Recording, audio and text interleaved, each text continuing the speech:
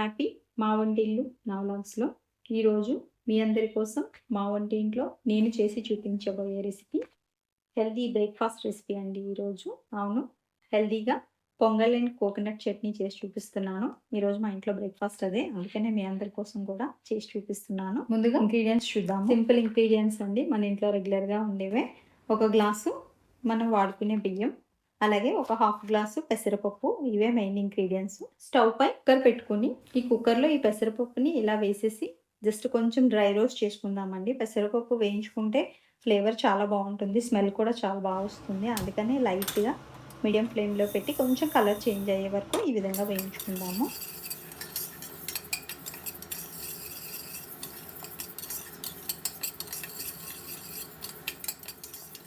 ఇప్పుడు చూడండి, నాకైతే స్మెల్ తెలుస్తుంది ఇక్కడ, అలానే కలర్ కూడా చేంజ్ అయింది.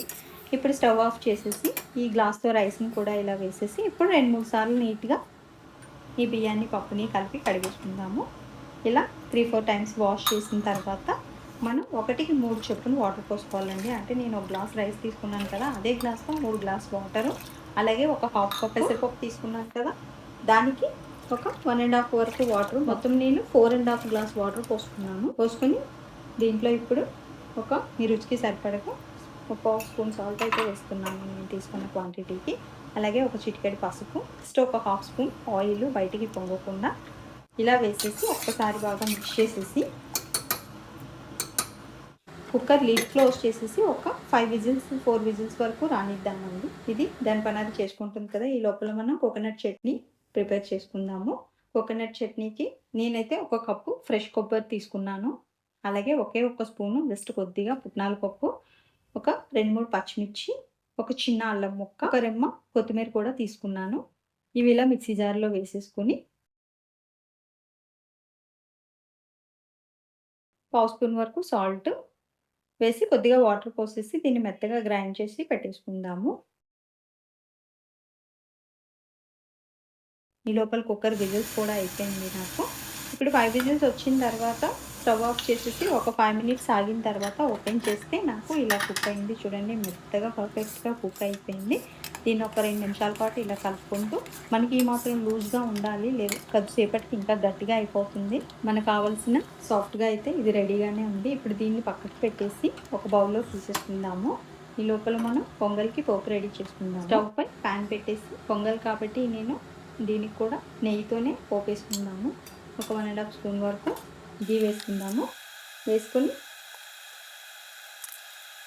గీ హీట్ అయిన తర్వాత ఒక పావు స్పూన్ ఆవాలు, అలాగే ఒక పావు స్పూన్ జీరా, ఒక హాఫ్ స్పూన్ వరకు మిరియాలు, కొద్దిగా జీడిపప్పు వేసి ఒక్కసారి పోపుని ఇలా వేగనిద్దాము. ఫైనల్గా ఒక రెమ్మ కరివేపాకు కూడా వేసుకొని పోపుని, జీడిపప్పుని బాగా మాడిపోకుండా కరెక్ట్గా ఫ్రై అయ్యేలాగా ఇలా చూసుకోండి.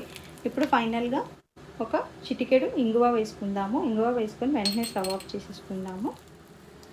స్టవ్ ఆఫ్ చేసుకొని ఇలా బౌల్లోకి తీసుకొని పొంగల్లో ఇలా డైరెక్ట్గా ఈ పోపుని వేసేసుకుందాము. అంతే అండి, ఇల్లంతా మంచి స్మెల్ వచ్చేస్తుంది ఇక్కడైతే నాకు.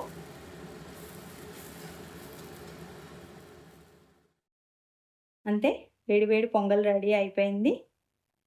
దీన్ని ఇలా పక్కకు పెట్టేసుకొని ఆల్రెడీ మనకి గ్రైండ్ చేసుకున్న చట్నీ రెడీగా ఉంది కదా, ఇప్పుడు దీనికి కూడా పోపు వేసేసుకుందాము. ఇదే ప్యాన్లో ఒక 1 స్పూన్ ఆయిల్ పోసుకుందాము. ఆయిల్ పోసుకొని ఒక పావు స్పూన్ ఆవాలు, అలాగే ఒక పావు స్పూన్ జీరా, ఒక రెమ్మ కరివేపాకు వేసేసి జస్ట్ ఇలా వేగిన తర్వాత బాగా కలుపుకొని, పోపు వేగిన తర్వాత మాడిపోకుండా డైరెక్ట్గా చట్నీలో వేసేసుకుందాము ఇలా. అంతే అండి, హెల్తీగా మనకి కోకోనట్ చట్నీ కూడా చాలా సింపుల్గా రెడీ అయిపోయింది. అంతే, చూడండి, మనకి వేడివేడి పొంగలు అలాగే ఫ్రెష్గా చేసుకున్న కొబ్బరి చట్నీ అయితే రెడీగా ఉంది. చాలా సాఫ్ట్గా ఉంటుంది, లోపలికి ఈజీగా వెళ్ళిపోతుంది, అలాగే అంతే హెల్తీగా కూడా. ఇది చాలా బాగుంటుంది. మధ్య మధ్యలో మనకి అక్కడక్కడ పెప్పర్ షీట్స్ తగులుతూ స్పైస్గా చాలా చాలా బాగుంటుంది. తప్పకుండా ఈ స్టైల్లో మీరు కూడా ఒక్కసారి ట్రై చేయండి. మీ అందరికీ ఎలా వచ్చిందో కామెంట్ చేయండి. నచ్చితే లైక్ చేయండి, ఇంకా బాగా నచ్చితే షేర్ చేయండి. ఛానల్ సబ్స్క్రైబ్ చేయటం మర్చిపోకండి. Thank you.